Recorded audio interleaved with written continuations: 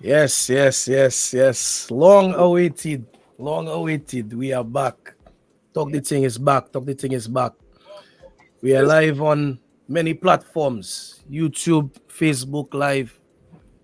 We have a new host with us, the man Webb. He'll introduce himself to the people.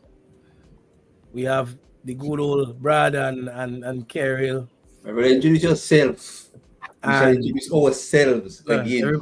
everybody We know are who I back. am, my brother. Relax yourself, my brother. All right. So everybody, we are back. We are back, and we plan to do big things and good things. We want to remain consistent as we go through the season. As you guys can see, the season is hot and heavy, and we have a lot of talking points. The WhatsApp groups are going crazy. So it's time for us to bring it out there and allow people to have their say. So with that said, fellas, why is it good? What are you saying? Yeah, support the league. Who's saying, so far so good. One blip, you know. You just start. You just start. What about you guys? Well, me love it table, but But yes, Yes, sir. there is a motive. I don't expect anything this season, to be honest. I expect to stay mid-table. okay. Mid table? I expect to stay there. I don't know, man. I don't know. Anyways, we jump in already. Let's not go there yet. Fellas, I'm look, we good. already have The season, we the already season is the season is kicking. Is on and kicking. A lot of good games, a lot of surprises. Yeah. we already have a comment in the chat there, Ten Hag out. We don't even want to start. Absolutely not. We will not be getting rid of our manager Ten Hag. Boy. Yeah, man. But listen, we want to make sure that we allow everybody to participate. I know we have four of us here. We have a lot of opinions, but we also want to make it an interactive show. So we want to let everybody know that if you want to participate, if you want to join us, audio, video, that you could just scan the QR code on the top right-hand corner of the screen, and you guys will be able to join us live and direct to have your views. Just remember, it's a family-friendly show, okay? So just watch your language when you call and try and be respectful. All right. With that said, fellas, I think we should go right into the weekend fixture review. And we had some very, very interesting games this weekend. So I mean, we can we can go through a lot of things, but I think Ben, there are a couple fellas in the chat there to address before we go forward, right? Because they seem to think that is because Man United wasn't doing well, we stopped doing the show, right? Life happens. but Right? Man United is still not doing well. Exactly. And we're back.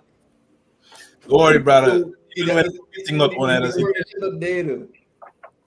Right there, Brad? say even if Talk not on, I still hit them. So don't have to worry Well, about it. we have to take our talk when we do nonsense, we take our talk, Yeah. So we have to come on Nah, camera man, and nah, take our man. talk all the time. Nah, But, man, nah, here man. we are, we're back. We there. So we had some interesting games. I mean, we can start with the Saturday games, run through the results, and then we could go over the main talking points for the weekend. So some of the results we had Spurs West Ham. That was the first game of the weekend.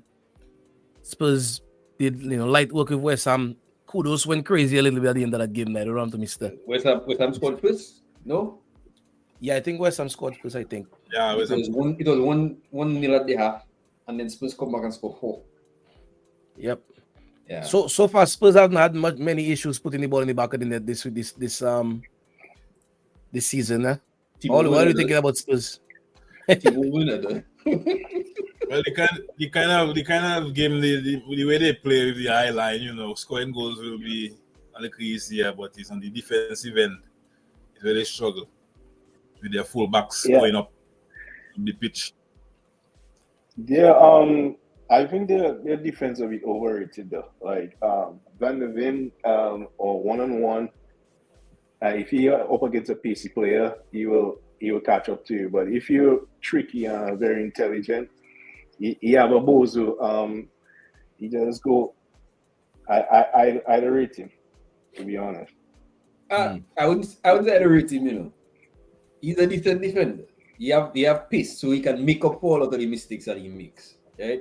But in situations where it's like you depending on him and the madman next to him to stop something, it wouldn't happen.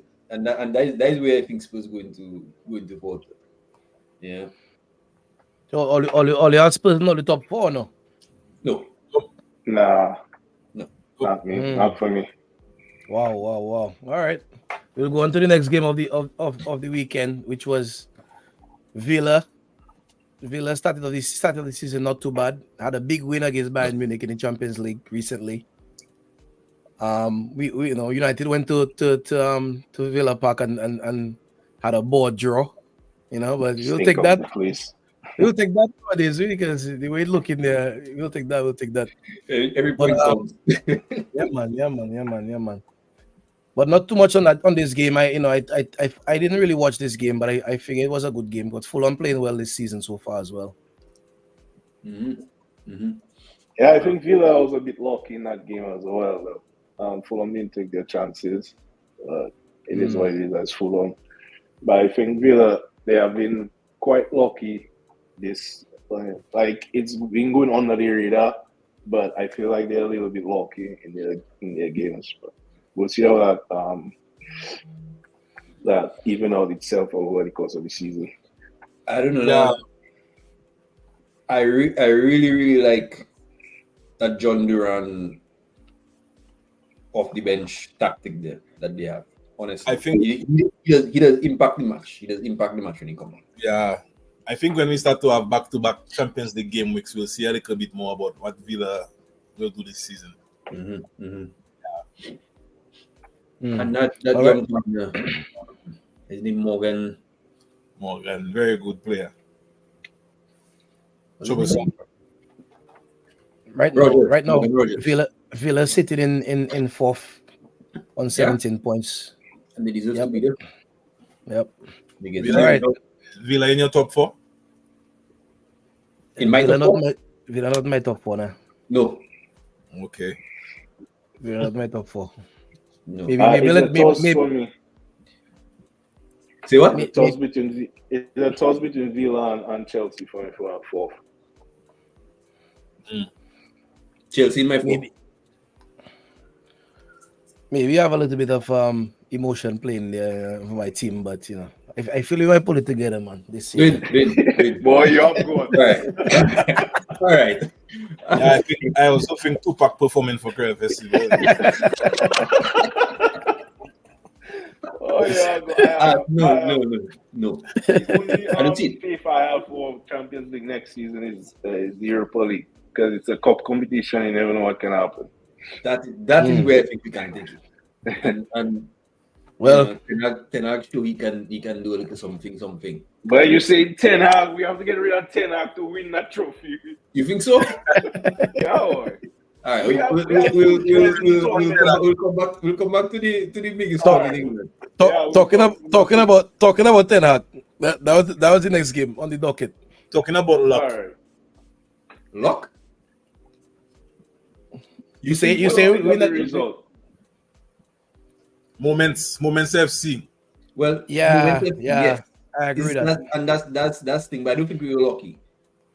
I think we managed what Brentford wanted to do.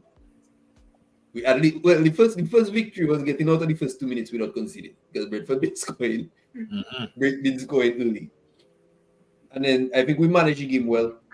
the delete having to come off right before a corner.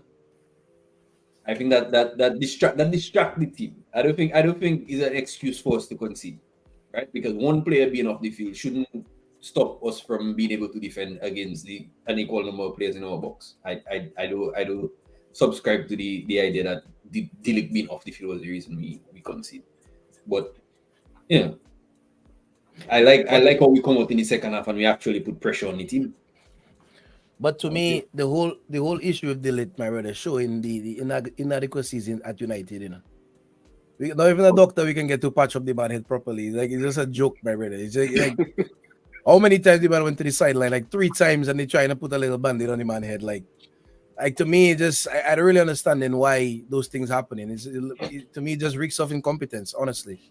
And I feel like at every avenue in every corner in the club, that's kind of that kind of rearing its head, you know. So until we kind of get things in order, I feel like we'll win, you know, the odd game here and there. We'll play against a decent team and maybe play decent, but we will not be performing consistently because I just feel like we depend too much on the individuality of players. You know, we don't really play together as a team. I mean, Ten Hag's been there for over 2 years, to be honest, and I have really no idea what he's trying to do. I have no idea how he's trying to have the team play. At least when Ole was there, we could say, well, Ole was just playing counter-attack football, which we didn't really like, but at least it was a style. It was something. You know, I don't really seen what Ten Hag have there yet, but anyway, we don't want to stay too long on United. Let's go through the rest of the results. We'll, and then we'll come back to that because I know we've started quite a few weeks. Yeah. Yeah. So the next game on the docket was a big win for Brighton against Newcastle. That's a big win. Brighton has been playing very, very good football. Actually, Brighton is fifth in the table. Well, and they have only 4 goals. Well, they allowed 10 goals and the goal difference of positive 4. And they have a new manager as well. So yeah, they got Deserve at Marseille right now. So they have a new man. I don't even know his name. I feel like he's a young partner. He's a young guy, like 31 or 32, something like that. Yeah. Younger than Danny Welbeck. Yeah, right. And Danny Welbeck fired. Danny Welbeck banging in the goals, boy. But he had an injury this weekend, right? I think they. Yeah. I didn't know. A back injury. He got stretched off the field. Really? Yeah, well, it was a type of innocuous kind of challenge. Like the guy just pushed him in his back, and I don't know if he moved awkwardly, but he just started wincing and like holding his back, and it really wasn't like a fall or anything like that. I'm like going to be on the ground and be stretched off like that. That was just weird. I think they had to give him oxygen and all kind of thing too, you know, because yeah, it was pretty bad. But guys, just before we continue, I just want to reiterate, anybody who wants to call and give their views while we go through this, you guys are more than welcome to do that. Just scan the QR code on the top right hand corner and you guys could join the live. You know, you don't have to show your video. You can keep your video off if you don't want to put your face, but you could talk through it and, you know, give us your views. All right, we much appreciated. All right, the next game we had on the docket was Leicester Southampton. Southampton looked like they're trying to go right back to the championship. I don't really understand what's going on. Relegation scrap. That was a wild one. That one, Southampton was up early, cruising, and then I think a red card kind of changed the tune of the game, and that was it. 2 struggling teams, both looking likely to go back down to the championship. Important 6 pointer there, but Southampton looking really bad. Are they one of them? Go ahead. They make up like in the first few minutes of the game when they play against. I don't want to go back to United right now, but when you play them, they play off the park, and then they get the penalty, and then Onana saved it, and then the game changing. So people looking at that 3-0 victory against Southampton, like we still get like if they might not take their chances, it will be a different game. But that is the Premier League, and like the teams at the bottom, like it's like that. If they don't take their chances, they get punished, right?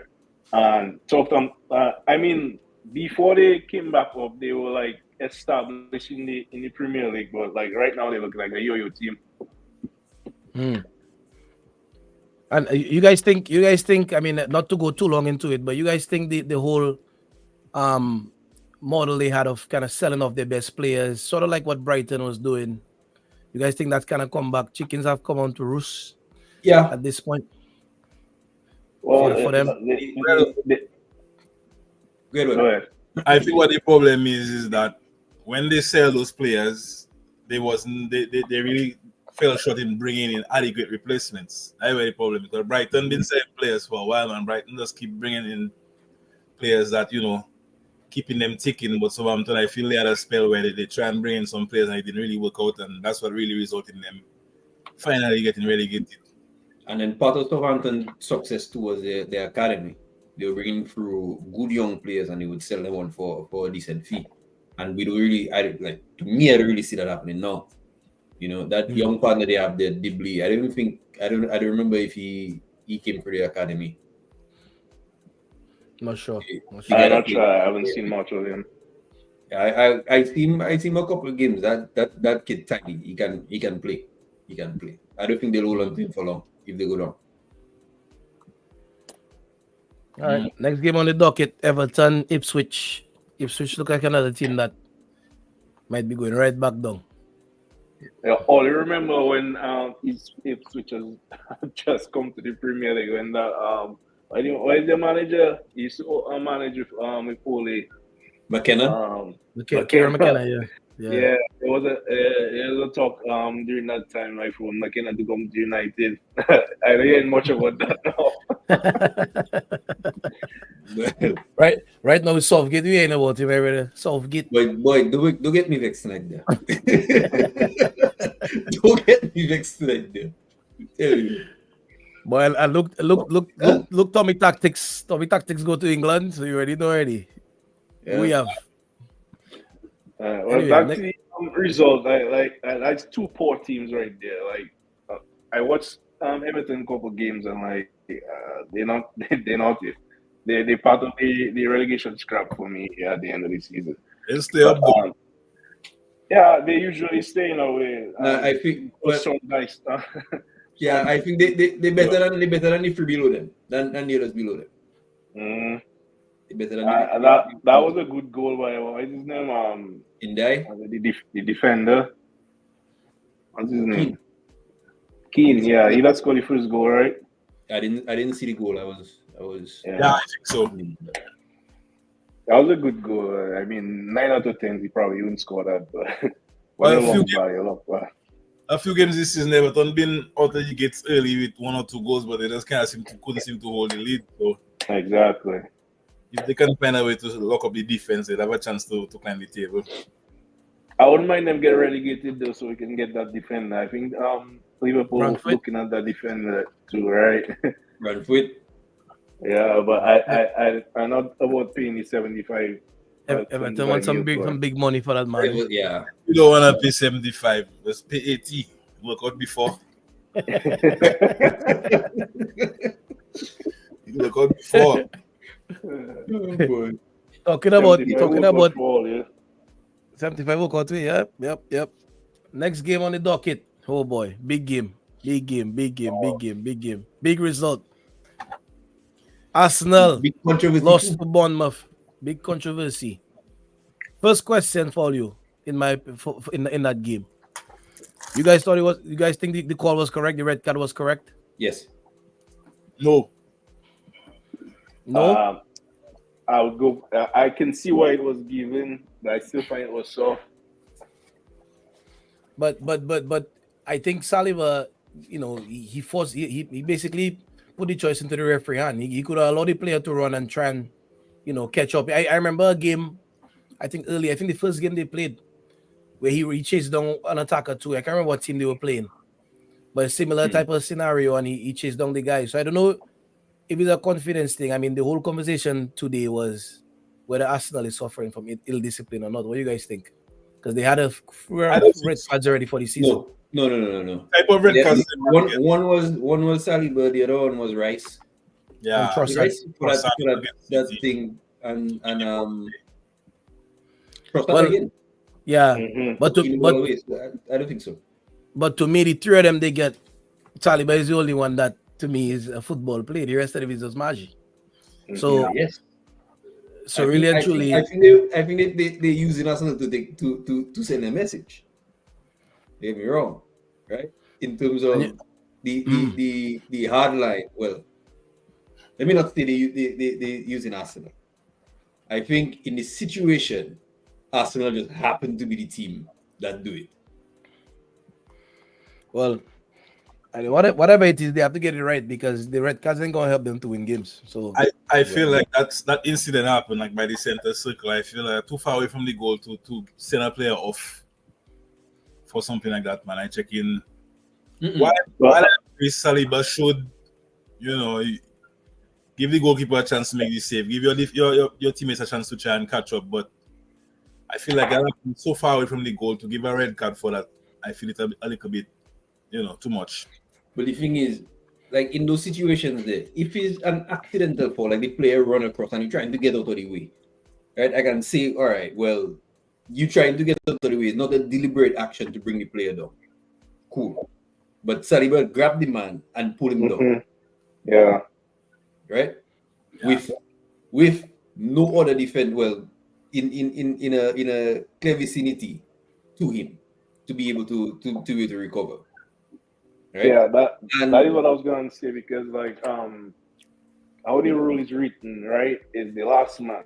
So Saliba was the defender, that was the last man between the attacker and the goalie.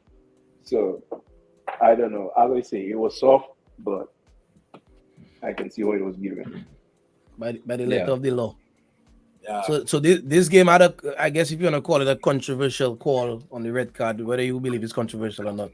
The next game had some controversy as well towards the end of the game.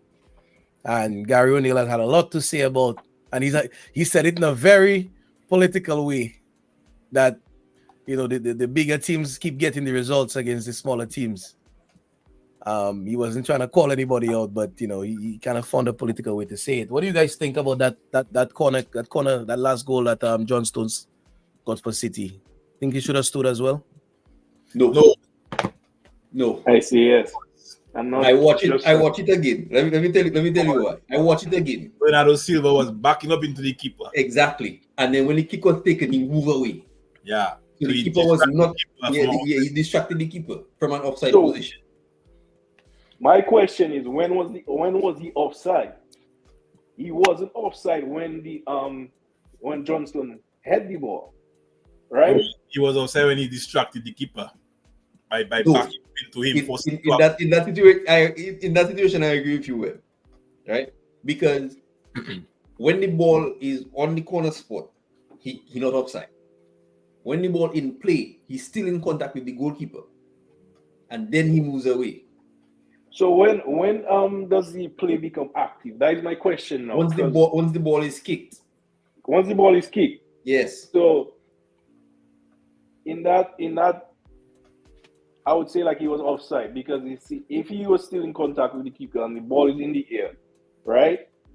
And then John still had it and he's not offside, then he's still intervening in the play because Raya or Sa. He could have reacted to that towards the ball. Yeah. Yeah, he could have reacted to that ball, but Bernardo stopped him from being able to do that. Right? No, Bernardo not impeding his movement per se. Right? Which is something that people can argue. It's one thing if you stand in the position he was, right? And pushing Raya out of the I'm missing Raya. Sa out of the way. Right? I don't think that goal should have stood. It's one thing if you're standing in front of the keeper and your arms up, the keeper have to go around.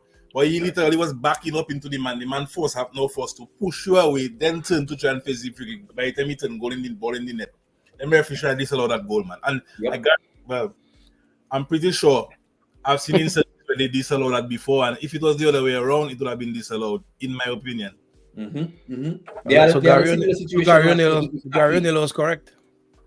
I think they had a similar situation with Aki last year, where he was in an offside position and a shot came in and that was against Fulham. Yeah, I remember that.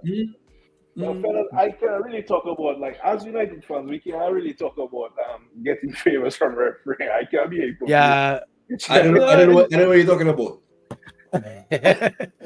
No, but I mean, I get it, right? But historically, it's not only in Premier League. You see, in Spain all the time. Real Madrid always getting like favors. Like the bigger teams always getting like favored calls from the ref. It's like, I mean, nice football, but it is what it is. I think the big thing before we go to the next game, the big problem I've seen so far with the refereeing is the level of inconsistency. It's not whether or not calls are right or wrong. Because at the end of the day, VAR or the referee on the field, they're still human beings and they're still liable to make mistakes. But the problem is just inconsistent. In one weekend, you had the same scenario going to the next game, which is the Liverpool and the Chelsea game. Right? So the same scenario basically that happened in the Arsenal game happened in the Liverpool Chelsea game. And in the Liverpool game, the Chelsea defender got a yellow card. In the Arsenal game, he got a red card. It's inconsistent. That's the problem. It's not whether or not they make mistakes or not, because at the same time you have to think, well, if the referees are trying to be consistent across the board, then people can understand that. I think people have a big problem with the inconsistency. Mm-hmm. In that situation, I think it should have been a red as well. But I understand why it was given as a yellow. Because the ball was going away from the goal, not necessarily towards the goal. So it was rolling down towards the corner flag. And there was another defender coming from the right in the direction that the ball was going. So there was a covering defender. If Saliba was red, that should be red too. Yeah, exactly. In my mind, let me ask you. I was just about to say, Webb just said that the letter of the law is last man. Whether it's covering defender or not, last man. You also consider if a player would have been able to come across, but I don't see why is the relevance of that. Nope. In my mind, that should be a red card. The other thing, so is it a goal scoring opportunity? Because you just said he was going away from the goal. Is it a goal scoring opportunity? You see, and then there lies the issue. We don't know. Well, here's the other thing now. Right? We don't know. Them defenders do that. They hurt Shota now Shota injured. All it was a yellow card, so now Chelsea scot-free, they get to go into the next game. If all their players good and Liverpool have an injured player from a foul that we didn't benefit from because of the yellow card. That keep happening to you guys, boy. Van Dijk missed a whole season. And the referee's excuse after was they didn't know they could give a foul and the player was offside. The man wipe out the man foot with a scissors kick.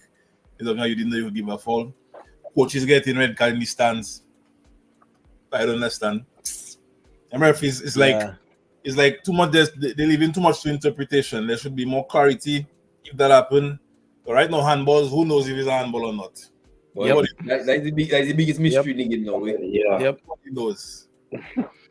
So what are we thought about the game itself now? I mean, apart from that, the Liverpool Chelsea game, this was a big game. Chelsea had been playing well, and Liverpool, Chelsea played very well. They had more of the ball. They dominated possession. Liverpool was just a little more resolute in defense now and a little more purposeful going forward. Let's talk about the penalties. I want your opinion. Sancho versus who got the penalty? Curtis Jones. Sancho should have been a penalty. Okay. Salah also should have gotten a penalty, and then Jones was also a penalty. Jones was very soft. If Jones was a penalty, Sancho should have been a penalty. Well, if that was outside the box, it would have been called a foul. Hey, well, if it's a word, it was in the box. I believe that was a home it was contact. Like when you're at home, you get in the call. Yeah. Yep. Home advantage type of thing. All right. Then the last. What you guys thought about Chelsea though? Chelsea have been playing well though. Chelsea looking good, man. If Cole Palmer not ticking them over, they look shaky. Yeah, they look shaky. That is my one thing with Chelsea, because Cole Palmer is like the X factor. He'll pop up anywhere and then make something happen. And he was lukewarm yesterday at Anfield. Just let players. But I feel like if Chelsea had a striker like Ivan Toney, like they were linked with Toney in summer, if they had him, I think that would have been a guaranteed top 4. I was not convinced by Jackson. I feel he looking better this season, but I just not convinced. But why is Nkunku not starting? Because of the formation they play in, Nkunku really is more of a, not really like a center forward. But you already need that space for Cole Palmer, and then if you put Nkunku there, you're going to lose something in the midfield. But in the cup games, and who playing up top? As a cup. But then again, Cole Palmer not playing in the cup. Yeah. All right, well. But Chelsea looking good, man. I mean, they really need a striker that have a little bit more ability on the ball. Jackson is you either play him in and then he transfer all his feet, but you can't really give it to him 2 feet and have him bring in other players. He's like Bambi on ice. I agree.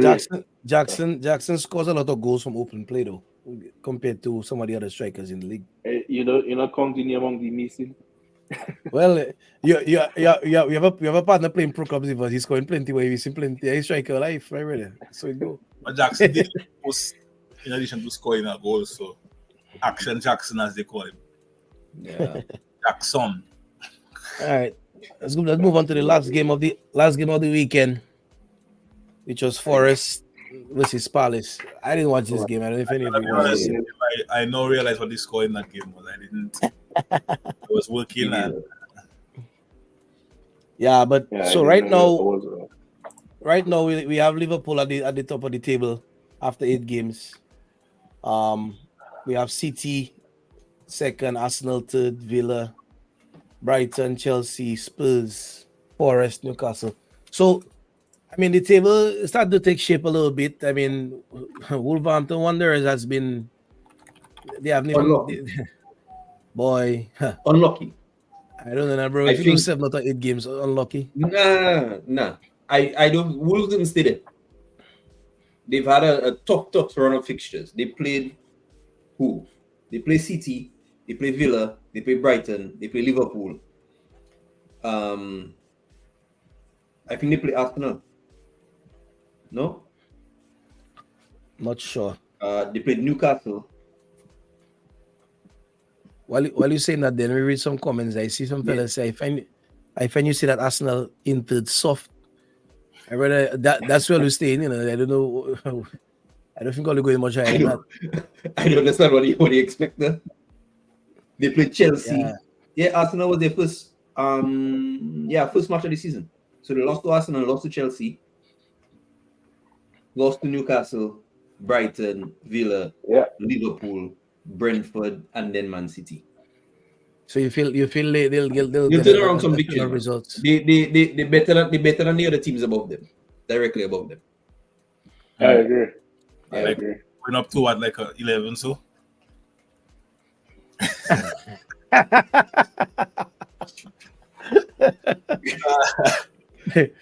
Don't worry. It's all right. We'll be back here.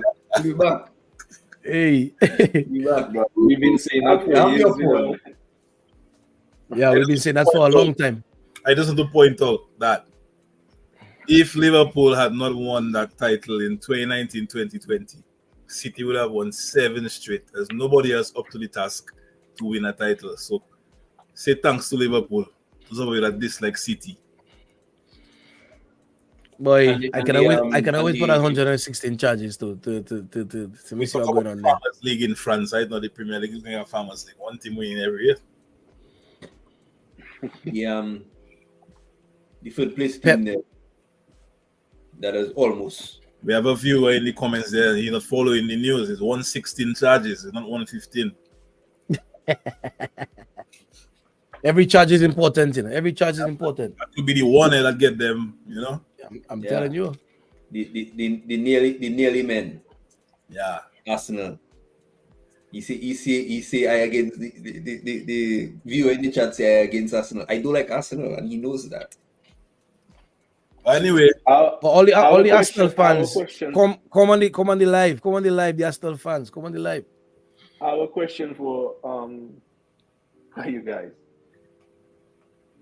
Or you would rather City win another title or Liverpool win another title over Arsenal? Liverpool can take it. Hold on. You say would I rather City win another one? City or Liverpool over Arsenal. City or Liverpool over Arsenal. No, I take Liverpool over Arsenal. I cannot stand Arsenal. I like Liverpool over Arsenal. I'm gonna be honest with you, bro. Let me tell you why. If Liverpool can win it, best City win it. That is my position. Let me tell you why. I know the biggest rivalry. I know the biggest rivalry is United Liverpool, but bro, when I was growing up watching football, Arsenal was my biggest I rival. understand that, bro. I understand that, but no, I cannot. we are dogs, bro. We understand the rivalry, but I hate Liverpool with every fiber of my being. Here what the problem is. Here what the problem is. It's a lesson of two evils. I really dislike City, but when City win the league, I literally can't even tell you because I don't see it nowhere. I don't hear about it. After the day off, that's it. But if you imagine Arsenal win a league title, you'll never hear the end of it until the end of days. But that is true. That is true. my brother, Arsenal fans in my circle, my brother, and last year they was on a run and they were in tough trouble, much less if they had a win.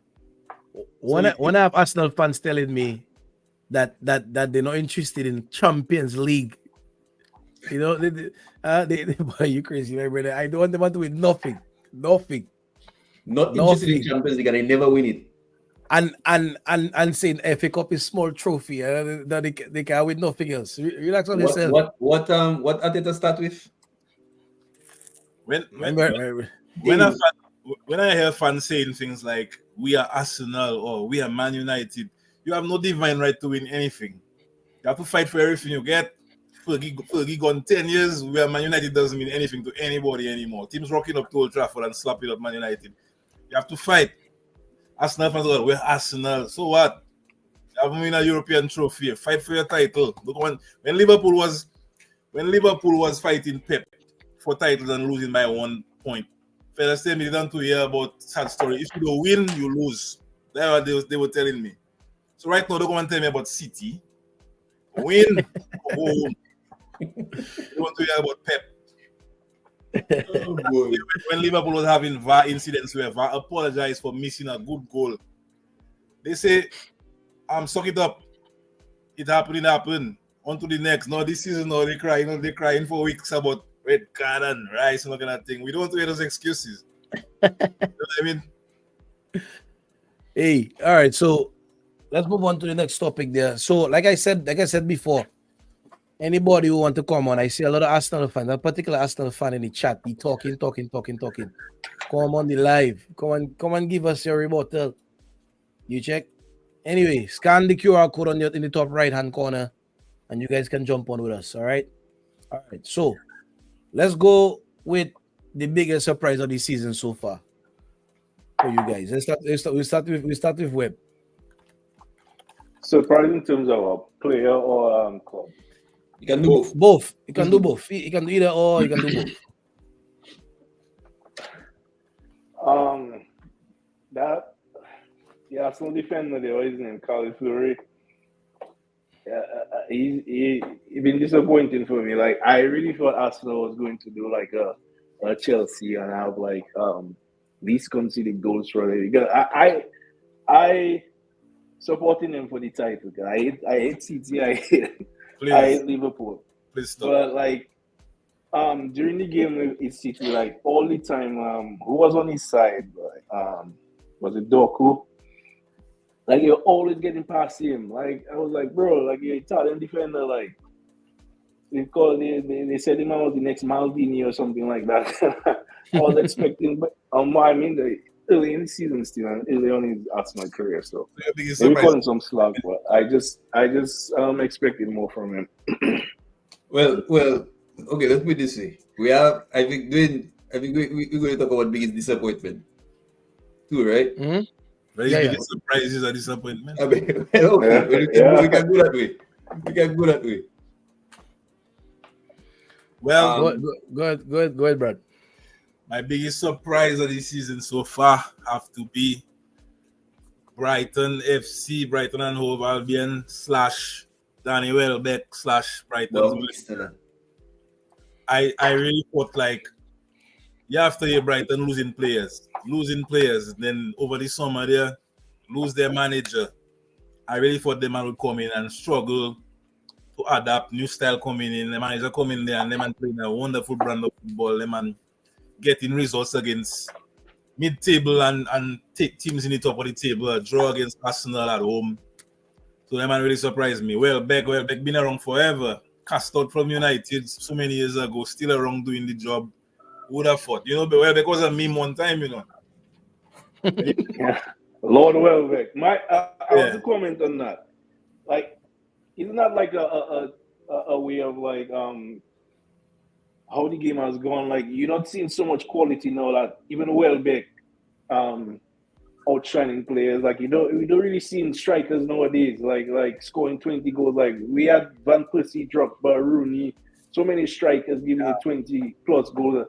But nowadays you're not seeing that on the remnants of like Welbeck play Rooney. So them fellas, they're still showing their quality.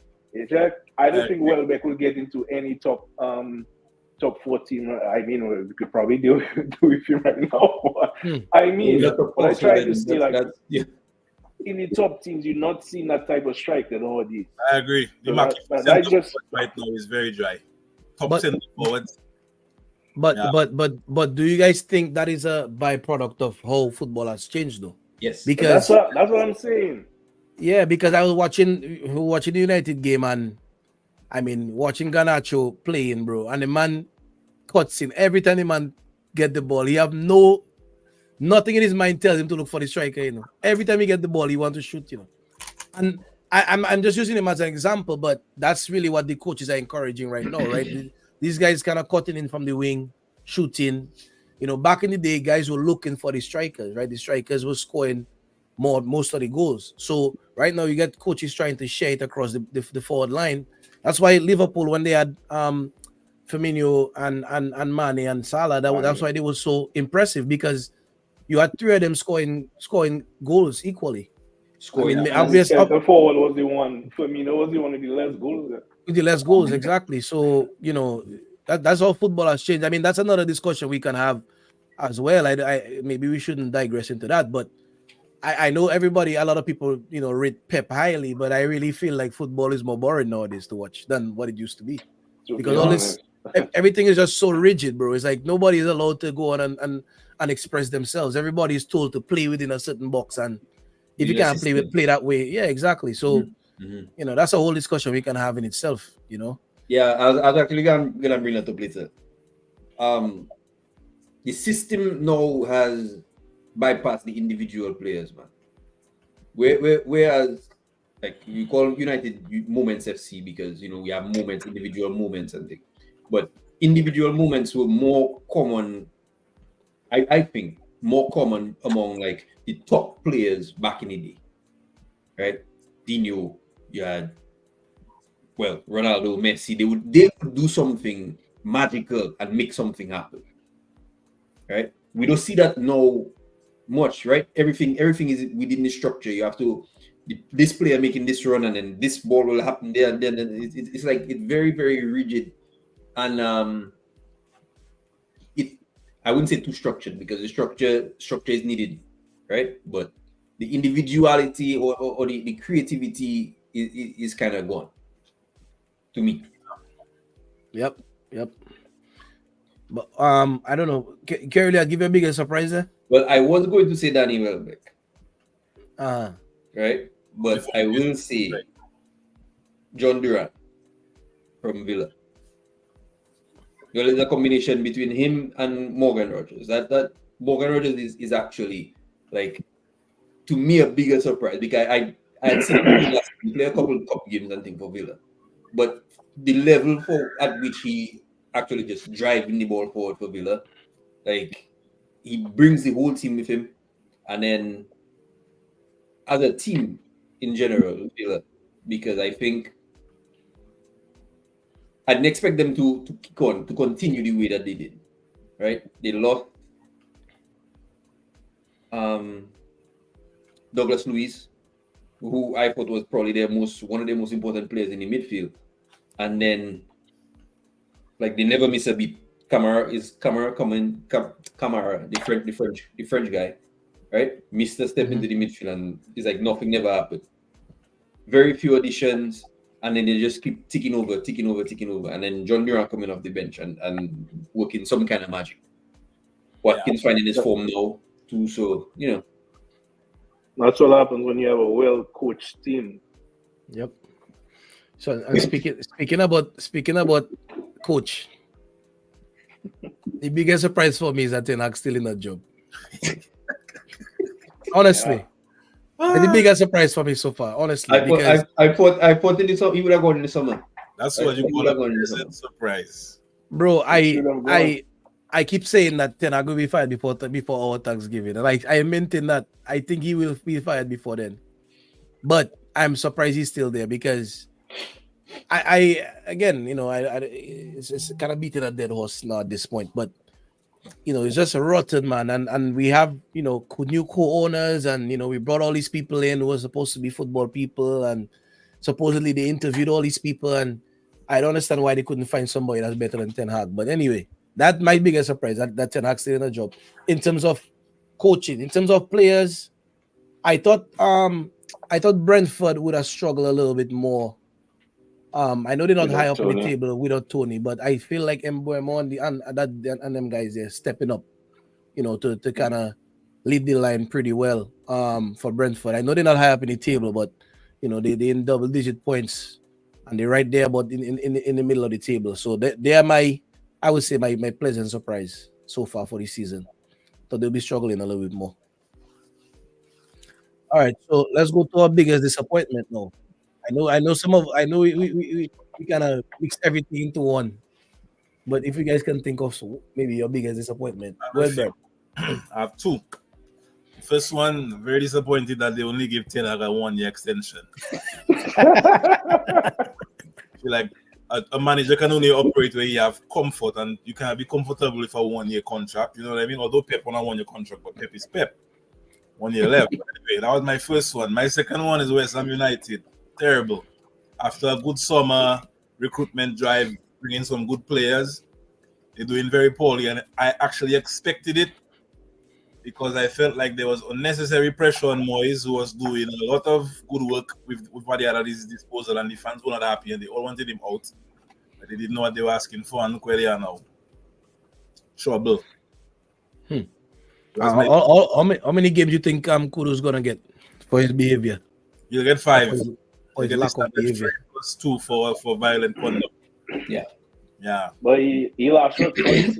He might get more than 5. He should. How many players he hit? Like 3? And he kicked one on the ground twice. Yeah, he kicked Van der Ven. And he hit 2 guys in their face. Yeah. I think he put so I will give him a cool 8. I'll give him a cool 8, man. Make him go and sit down somewhere. Mm-hmm. Yeah. Cantona get a whole season. He can't get a season. I want to give Suarez for biting. Suarez got 8, right? Suarez. 8 for biting. Yeah. 14, I think, total. Okay. I think. Anyways, Richard did himself. My biggest disappointment, Crystal Palace. I thought with the few additions that they had, they bring in Ketia, they bring in who's that other player this side? I can't remember. But they lost one of their They lost one of their better players, right? But at the same time, it shows the importance of that one player for one. Mm-hmm. But I didn't expect that they would drop off so bad. Mateta was fine last season. Mm-hmm. He was fine this summer. And right now we're on the bench and the other striker's not scoring. I don't know. I'm not exactly sure what happened in that Palace. I think Palace is another one of those teams that will catch themselves, man. I think some of the players' heads was kind of turned in this summer. Is where once they knuckle down, they'll turn it around, man. Oh, and they lost Anderson too. To Fulham. Where you go? He had Fulham now. He also got a red card as part of my fantasy team. I didn't like that, but that's unfortunate. My other big is I talk about Califury, but on my team, I think he's going under the radar, but Martinez, I don't feel he catch himself since after that injury. I feel he's been playing really poor lately. And I expected him and Dili to form like a good partnership, but not looking like that so far. Yeah. He played left back over the weekend. Yeah, and he looked better there. Well, He looked better there. Johnny I Evans like him like surprisingly. tenacity in the tackle, but sometimes he's very rash. So who is United's best defender? Jonathan Evans. Boy, Well, things are bad. why I telling you? Things are From what bad. I've seen of Johnny Evans this season, he haven't put the foot wrong. The 55-year-old Johnny Evans, things are bad. I would probably best defender. Yeah, probably Evans. but you have to wonder why you let that man go in the first place. They let him go and go back and pick him up. For no, Exactly. I don't really understand it, man. I just like I said. And Zaha, all these guys could have contributed in the post-Fergie years. Well, Zaha wasn't really given a fair shake. He wasn't. Well, he wasn't in a model that was looking for players that selling jerseys at the time. So, Talking about players who selling jerseys, I mean, I don't go in my partner Graham Souness's favorite player, Paul Pogba. I'll take him back here, and he'd still be the best midfielder, best midfielder. Pogba would be head and shoulders the best player at United if he came back. Yeah. Head and shoulders. Which is crazy. Boy, that is something else, way. But right now, I'm hearing MLS for him. I hear Juventus wanna cut ties. Contract. He was in discussions with Marseille. He go to Marseille. It's goodness for Greenwood. Greenwood eat food, service. Yeah. And why is he come on team there? Well, I tell you, if you want to play good, just go United for a year, leave, and you'll be a better player. But I mean, Greenwood wasn't bad when he was there. He just like but I'm saying, yeah, that was a whole situation, man. Yeah. But anyway, all right. So let's go into the season's grades now. So we're not going to grade every team. We'll choose. Maybe I would say the usual suspects. Traditional, big six and a couple more. Yeah. So let's start with the reigning champions. I mean, it's only fair to start with the team at the top.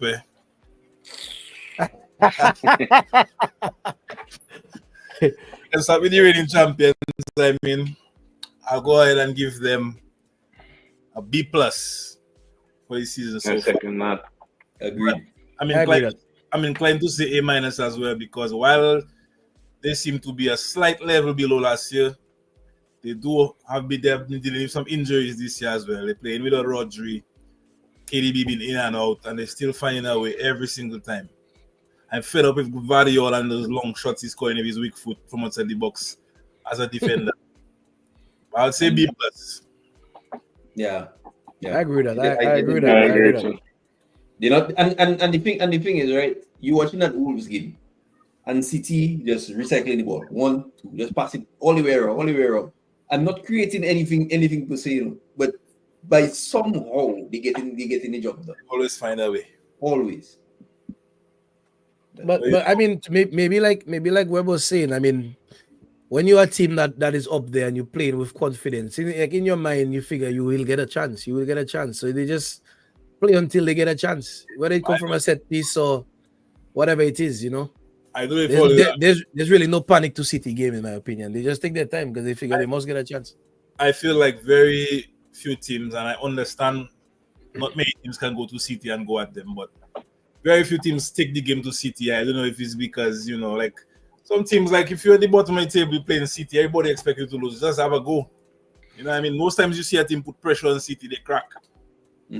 Historically, over the last few years, you only really see Liverpool going toe-to-toe with City, and I understand they might have had a better personnel, better team to do that. But people look at City defenders like Stones and have them highly rated. I think if Stones was in another team where he was getting attacked constantly all game, he would fall just like some of the other defenders in the league. But that in itself, Brad, I think you have to give him credit for, and I'm making no excuses for people like Stones, but that in itself, when you play with a team that have the ball a lot, concentration in a defender is a key attribute to have. Yeah. You know, same thing with a goalkeeper, right? You know, when you might never have a save to make, but you might have that one save to make for the whole game. So that in itself is that's why I feel like some players are more suited towards, you know, like a Harry Maguire to me is suited towards teams defending a low block, you know, looking to counter attack because he, you know, that is the kind of footballer he good at. But when he play in an open system where players can run at him, that's not his strong suit. Yeah. Around So him and he you know, have 40 yards to run back towards his goal. exactly. So Yeah. you know, so that's why you know every player to me is different, and in terms of attributes, when they look at certain players, I mean, we have the running joke about Bruno when United scouted him and said that he gives the ball away for fun, right? And basically that's what he does now, right? Yeah. So I mean, you know, some of these players, you know, like I say, I give them credit. You know, Stones and them guys, decent players. But I mean, we were talking about it the other day, right? As I don't know, Webb. Let me ask you that question, Webb. You think is there any player you could think of who has played under Pep? You could say where Pep has made them better. Well, there was a topic in Dominica Football Fans I was commenting on, and some guy mentioned Messi. I'm like, Messi was already a starter on the right card, so that was nonsense. But you have to give Pep his credit. Like, even in the in Bayern, people say what's his name, Kimmich, he was there already, but actually Pep take him and make him that better player. Jack Foden was in the academy at City. Right now, Foden is considered world class. So which I don't agree Pep. with. I did. Could But never You don't agree with Foden being world class? never subscribe to that. Okay. I mean, player of the season last season, I rate him That's a highly, to be popularity honest. contest, bro. Oh, That's a popularity contest. You You could think pick so?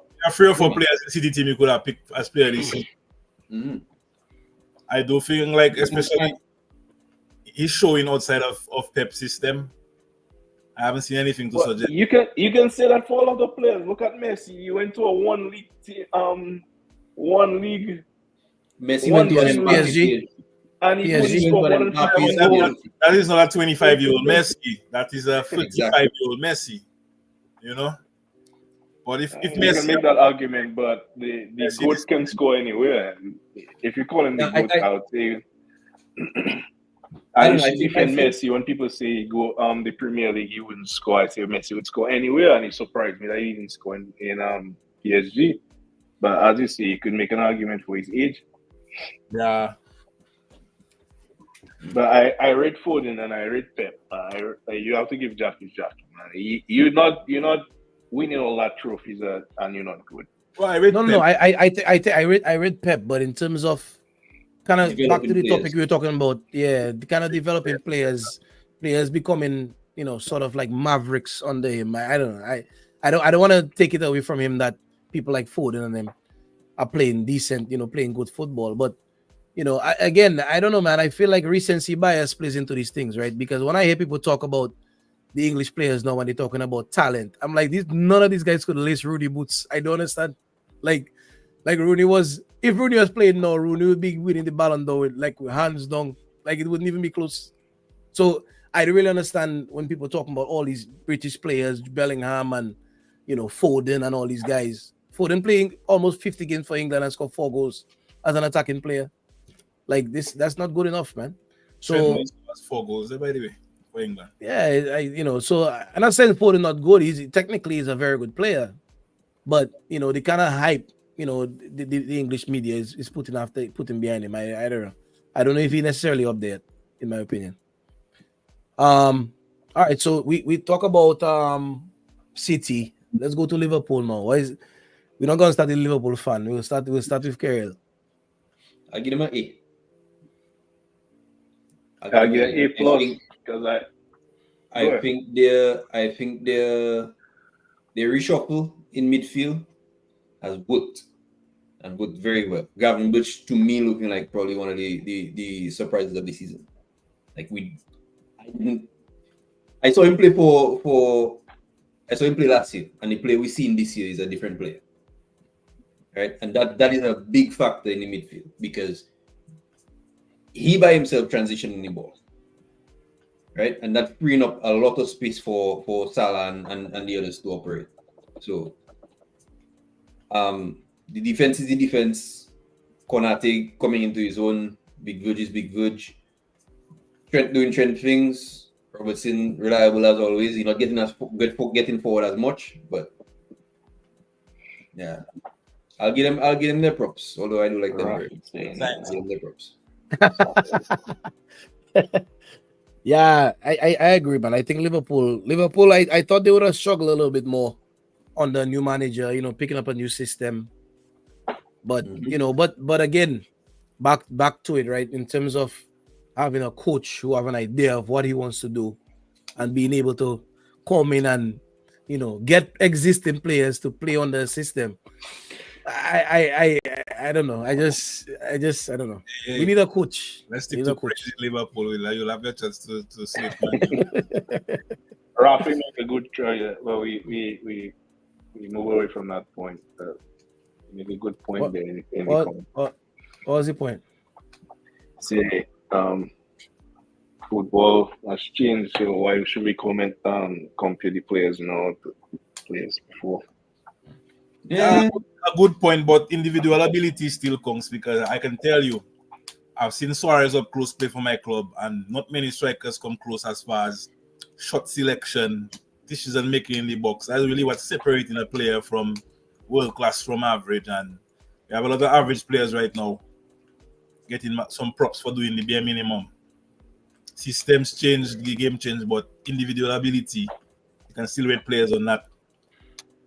But yep. Before we go away, Liverpool, I give them an A- because I still feel like our opening 10 fixtures or 9 fixtures was kind of favorable.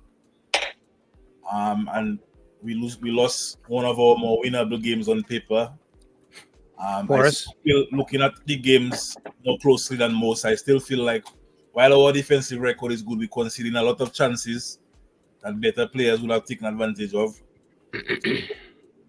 I giving props to Slot. He take the team on, and I will admit he inherit a very good team. That he makes some tweaks for the better, and we're looking a little more. We're looking less panicky and a little more measured in attack, and giving us a little more defensive solidarity. So I say A-, man. So far, so good. All right. Let's go on to Chelsea. Where we can kick it off? I'll give Chelsea a C+. You better wake up, Rafa. C? Yeah, boy. Yeah, C. I'd say a B-, like a B-/C+, because I feel like they can go another level. I know they have the players for that. Especially out wide. Man does slate me for that, but I'm a big Sancho fan. Me too. I believe Sancho going to get into double figures in assists for Chelsea. And I feel like Sancho and Cole, they're going to have a good chemistry between them. Just give that time to develop. And Madueke on the other side, very good player. I feel he have another level to go as well. I feel he kind of selfish right now, but if he can change that part of his game, he'll go another level. Yeah, midfield, very good midfield. I never when people was talking about last year I keep saying, and people thought that was crazy. I keep saying Chelsea playing better football than Man United. And people thought, I tell them Chelsea going to finish above us. People thought that was crazy. So their midfield, he started off very poor at Chelsea, Caicedo. But you see the quality the man had at Brighton. I know he was gonna come good. That other partner there, he was out injured for a long time. Lavia. Very good player again. And they still have Enzo Fernandez. So let's looking at that midfield, as a top 4 midfield. And I believe Chelsea going to have another gear to go up. Where I feel they will struggle, I don't feel they have that leader at the back. I don't feel they have that person, he come from Fulham. And who was the other partner? Colwell. Just a young partner coming from the academy or whatever. He was on loan. Very good player as well. I feel like he's a modern centre back, but I just feel like he don't have that experience yet and that discipline. I don't feel they have that Thiago Silva again at the back, that leader. So they will concede stupid goals, but I feel their attack will bail them out, and I feel they'll be going to get top 4. I give Chelsea a B plus for the reason being that a manager had to navigate a lot of madness in the preseason to the season. They man had like almost 50 players. The club had decisions to make to let players go to sell some of the club players that were there from the academy. And other people thought it was bad, good, everybody commented, but they navigated and they seem to find themselves a little steady in the league. I find that was a good job from the manager. But I will also say that Caicedo, good player, very high transfer fee. Enzo, I don't rate at all. I could, as much as Caicedo flirt with Liverpool, the issue in Liverpool, I'll still take him in my team. But Enzo, I don't see it. I cannot see it.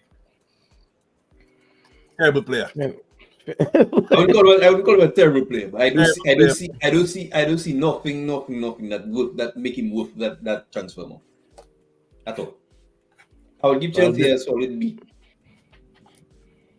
And the reason they don't get higher than that is because Sanchez and Jackson. The two biggest liabilities in two very important positions. That is it for me. Right? Jackson scoring goals there, he playing better this year. Okay. But you cannot do nothing with Robert Sanchez. Robert Sanchez is a madman. And he will concede a lot of goals. But them man don't buy like 10 keepers in his summer, and like why I think they have like 5 senior keepers. Yeah, and what I don't get it. But either way, right? They will concede goals in important games, and they will not be able to score. Rafik, yes, Jackson is a liability. I just reading that there, and we're not comparing to United, because United and Chelsea are different levels now. Yes, we understand that. It's okay, right? Have your fun. It's okay. But Jackson is the striker to take it to the next level. Rafik, the man is a liability. If his job is to score on EJT, then you have to be a liability. Yeah. Exactly. Can't be asked. Exactly. We spend enough time on that plastic team, man. Yeah. All right. Let's go to the elephant in the room there. All right. So, United. United, I'm going to say, let me see. United gets a D. No, pause. I give them an E. E. An E. For a lack of effort. My brother, I was just listening to what Brad was talking about when it comes to Maresca and Chelsea. And Maresca went there and said, these are the players I want. These are the players I don't want. People jump high, they jump low. Sterling was one of them. You tell him, you're not playing for me. That's it. No. To the point that we make about Sancho. When that whole thing happened with what's his name? Ten Hag and Sancho. I wouldn't necessarily say I agree with Ten Hag or I agree with Sancho, but I feel like Sancho was still out of line to call the manager out on social media because the manager is the boss ultimately.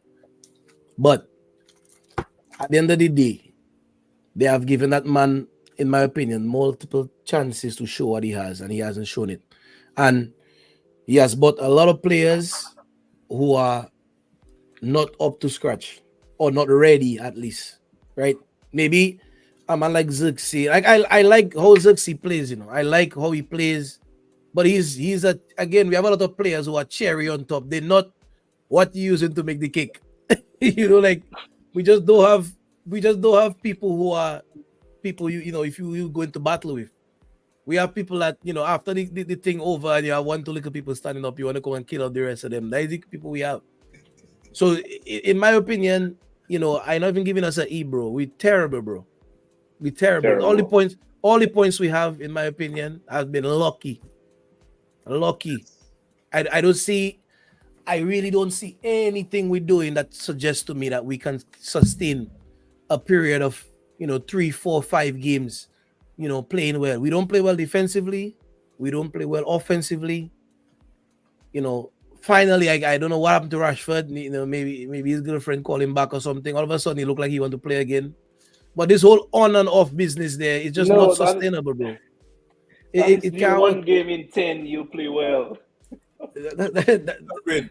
Well, Huh? I'm so great for Man United. Yeah. Yeah. We Okay. just bad, bro. I crucified Ole for less. Like this guy came out with his chest out saying Liverpool and City is errors will come to an end. Errors Yeah. come to an end. I have a partner there that he talk. Now the man drop Ronaldo, I checking okay. He call me on the stamp authority, I give him that pass. Mm-hmm. Now, where I see Mr. Mental, where I start to see he have like a mental decline. The man take out, and I'll be biased with that. David De Gea get the golden glove that season, bro. 17 clean sheets or 16 clean sheets. People say it was down to Varane and Martinez. I agree, they had good season, but David De Gea, there are games I can point out where he literally save out the 3 points. You let David De Gea go to get a ball playing keeper. Bro, I have never seen us play from the back since Onana has been there. Successfully. We tried. We haven't done it successfully.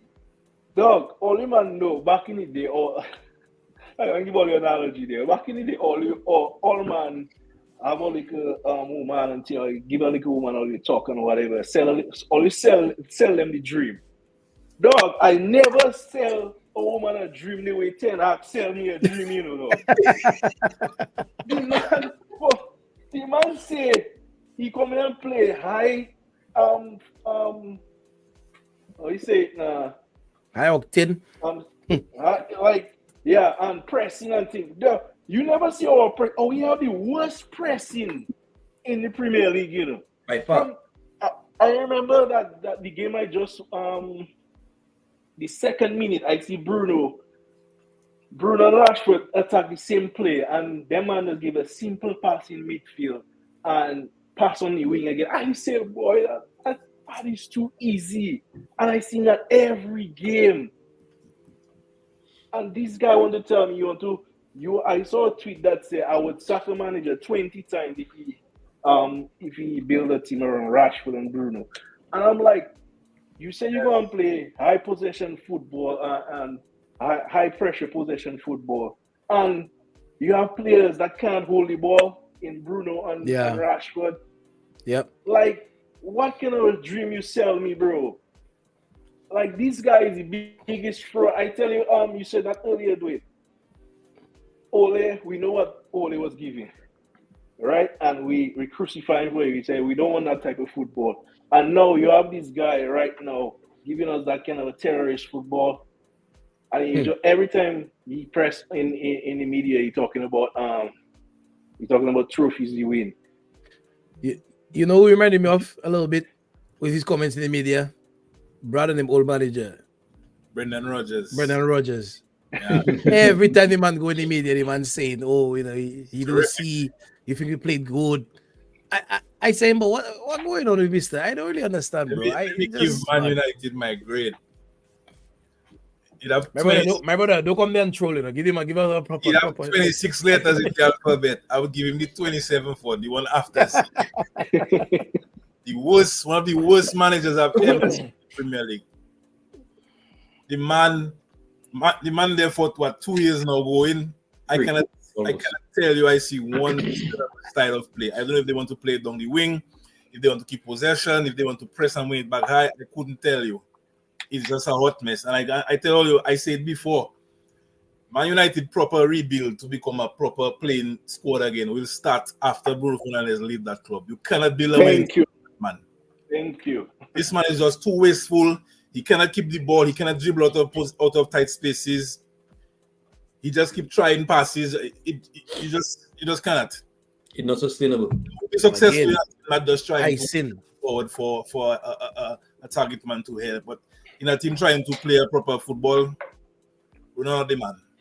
Them fellas is icing, my brother. Them fellas is icing. Them fellas not the kick, the egg and the floor, my brother. But it's not even that, you know. It's not even that, you know. I personally think in a properly coached team, these players that we have can do better. I think so too. I think that, right? Because we have. But Carol, hold on now, Carol. I don't cut you off on to finish up. But let me ask you that question before you as you go in there. We have had. There's been certain players who have been the key common denominator. Yeah. Right? For many different coaches. Right?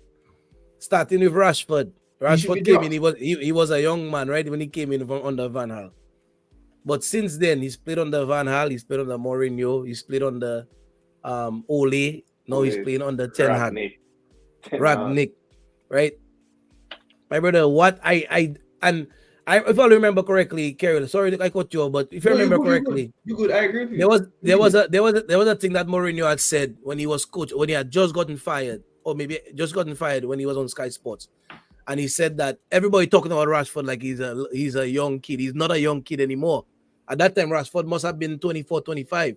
But he was already playing in the top flight for like 6-7 years.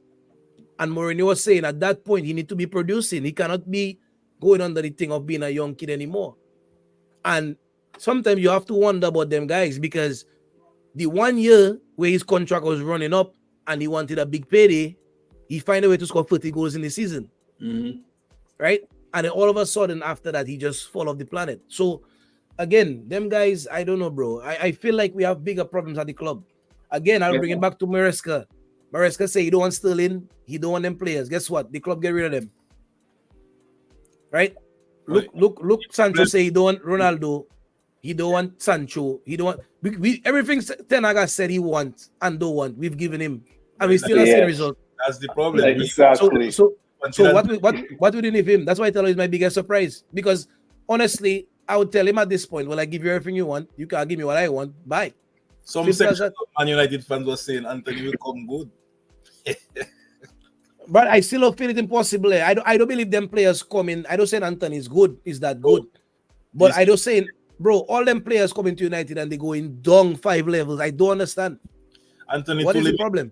And there's been other players with one foot, like Salah primarily using his left foot, but he find a way to make it work with the inside or the outside. Anthony, these players are just terrible.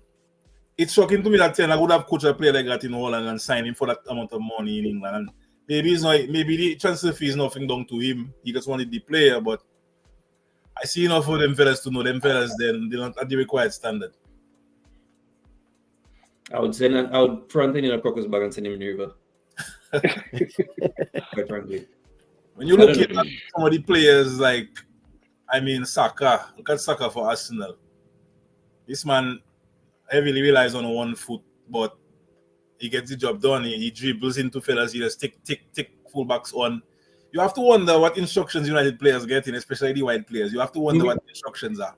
The thing is, what it looking like, get the ball to them, run at the defender, and try and do something. These players do have any kind of maturity in their play. No kind of maturity in their play.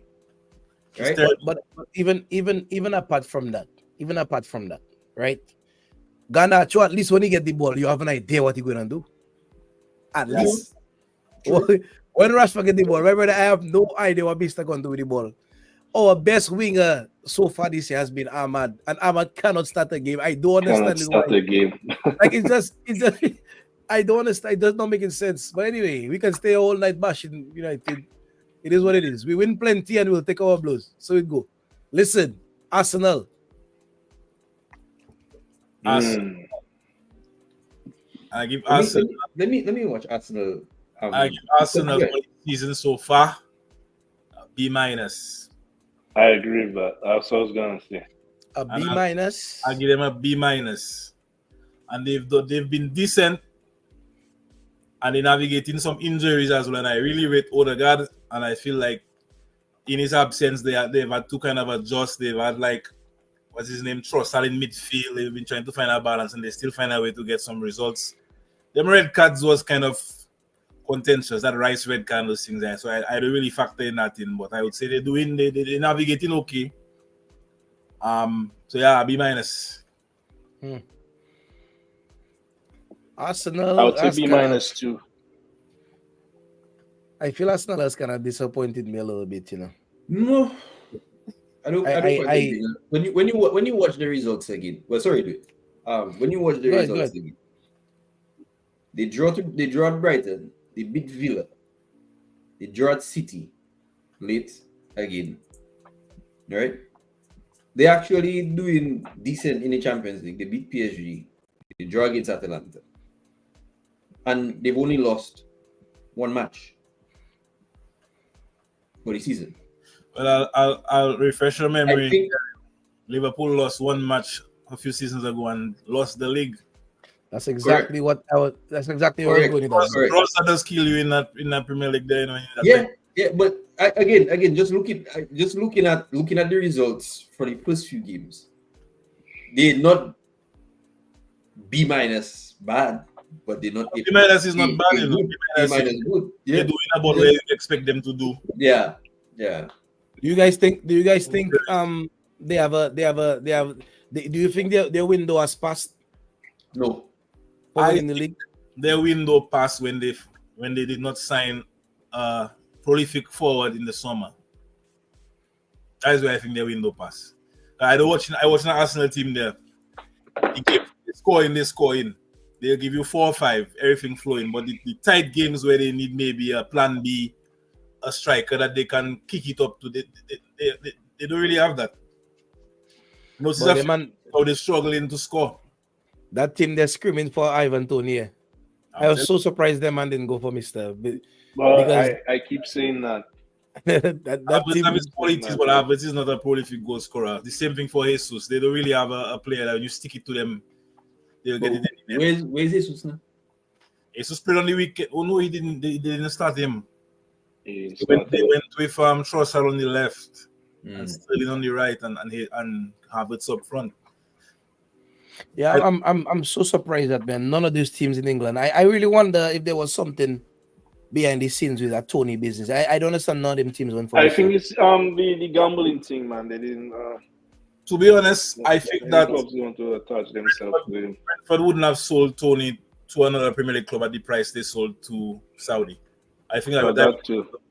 Yeah, that too. They would have quoted 70 million or 70 something, and teams maybe just nobody wasn't really spending like that this summer. Except for some clubs. Spurs by Solanke for what? 68? 60, yeah. Well, yeah, Solanke, I guess, younger. But Arsenal, but I feel like Arsenal was at the, you know, like when Van Persie came to United and he basically just win us the league. I feel like Arsenal was right there. They just needed that last piece.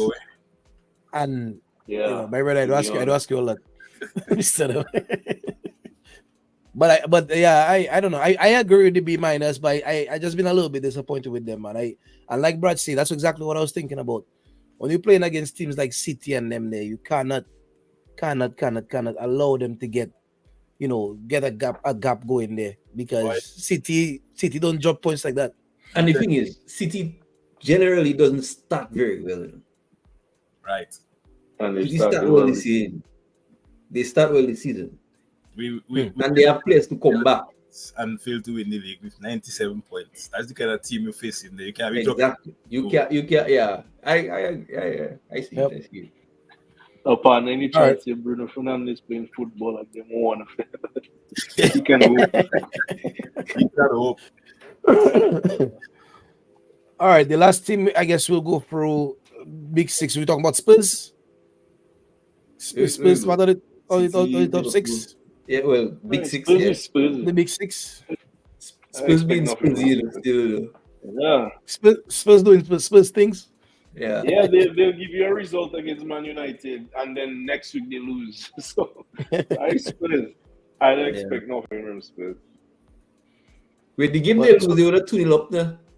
Yes, against Brighton. Against Brighton, yeah. Mm. They were cruising in that game too. Yeah. Yep. Danny, well, Spurs have a really good squad there. If they can get a better balance between defense and attack, they can do some things. Yeah. I feel people find out Ange and he too stubborn to change. I don't feel like they will. I feel seeing them FIFA 6 this season. They'll get Europe. I don't see them in top 4 though. Yeah. They're too inconsistent in defense. Who all you think will win the sack race? Eric Ten Hag. I think West Ham manager. I think Lopetegui or Lopetegui manager might go first if results will improve. Wait, we didn't have a sacking already, no? I don't know. I don't think so. I can't think of. No. I think Lopetegui will take it, and then Ten Hag. Yeah, but I mean, honestly, you have to give Ten Hag the rest of the season, see what he can do with the squad. You know, in just come to buck the trend. That hiring and firing and that instability and instability of the club, we need to kind of settle things down and give Ten Hag a chance to really, injuries. You buy a centre back, you're raw. A lot of players out. You give him at least until the halfway point to see where things are. Off the back of a win, things looking up. Can't fire the man at that point. Yeah, you'll say more. It's true. Only man in Liverpool history I wanted gone with immediate effect was Roy Hodgson because it was just that bad. Even Brendan Rodgers, I wanted to give him a chance to see, if he could turn it around. He did well before, but Roy Hodgson, man, when he was still there, James Milner, now he come after. Milner still playing? Or he retired? Milner playing for Brighton. But I think he got injured. Injured. But Milner been playing since I was in high school, my brother. That record. Man made his debut in 2002, I think. I was still in high school, my brother. Yeah. That is madness. Leeds, Yeah. Anyway. Leeds, Newcastle, Aston Villa, City. Yeah, good player, man. Liverpool. Yeah, but fellas, it's been an hour and a half. I know it doesn't feel that way, but we've been going on for a while, and we're gonna call it a night. We want to say we appreciate everybody who's tuned in to our comeback episode and participated. We had a lot of conversation in the chat. Next time, call in. We want people to call in. We want to hear you guys. Give your views. Dominic, I have a lot of fellas that have an opinion on football. I want to hear all you. So spread the word, everybody. Follow us on our social media, on our Instagram. Go to our YouTube pages, and you guys can watch the shows there. Instead of giving Breakfast Club a follow, give us a follow and subscribe, like the video, and watch it, and then give us all you guys' opinion on how we could improve the show, because we want to make sure that we're doing something good that you guys can participate in. We all want to have our voice, right? We watch a lot of these guys talking on British channel, and we watch people like Tim Howard and them thinking of the joint on a weekend. I know, right? So now it's time for us to have our say. All right, people. So with that said, fellas, I don't know if you have anything you want to say, but we're gonna close it out. Ten Hag in. That's it. Why give me I tried to say nothing now. Yes, you just kick me out of the chat today. Ten Hag in. All right, everybody. Yes, all right, everybody. Take it easy. Have a good night. Bless. Bless.